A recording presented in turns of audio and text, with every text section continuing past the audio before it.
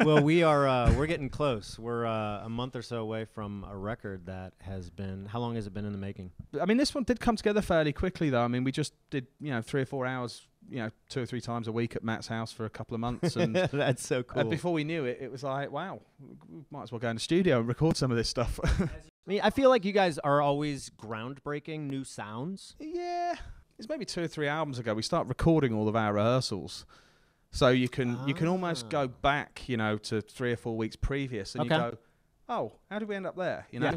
And it's sometimes it's just a series of little things. But that's a good thing, right? It is, when yeah. You wind up maybe in a different spot. It's great. Yeah, you start in one place, and it could just be one small thing that somebody does. It could be a change of a drum beat, which makes you rethink a bass line, which all of a sudden makes Matt go, oh, well, that guitar part doesn't work anymore. And, these things can change over a matter of weeks, and then you compare a month later and go, oh, yeah, we've really made progress with this one. It's really gone somewhere quite different to where it started. I think Reapers was a good example of that, where we...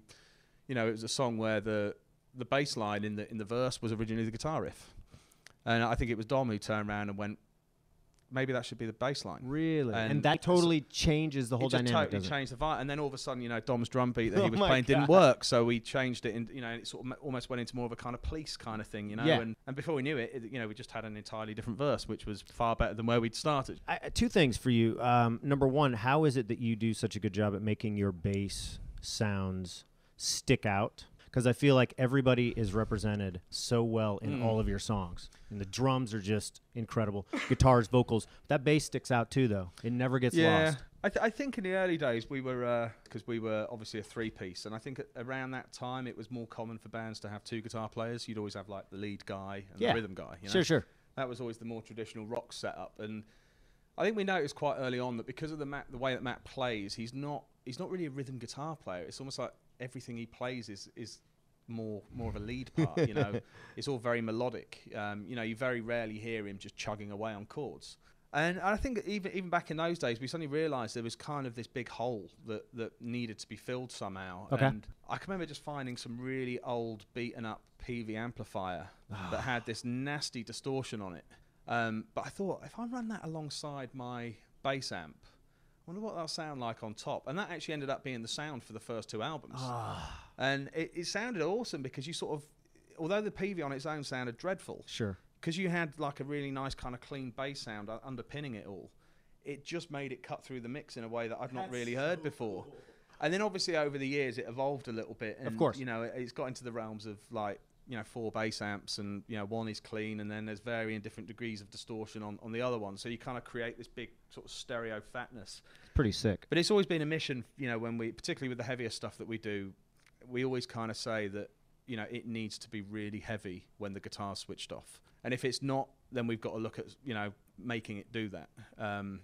Quite often with a lot of bands, I think the heaviness comes from the guitars. Mm-hmm.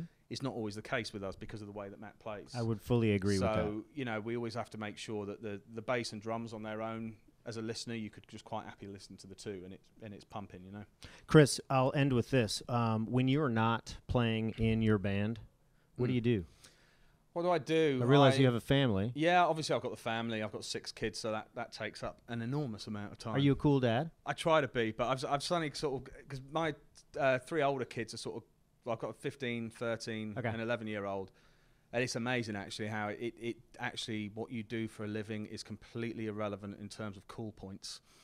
And like my daughter in particular, she's 13, and I'm like, you got a rock star dad, you should be happy. And she's just like, you're so sad. But, then it completely changes when I go, I got you a ticket for the Brits. And then she loves me. Congrats on the new record, man. Cool, thanks a lot. I cannot wait to see you guys play it in concert. Nice one. Cheers.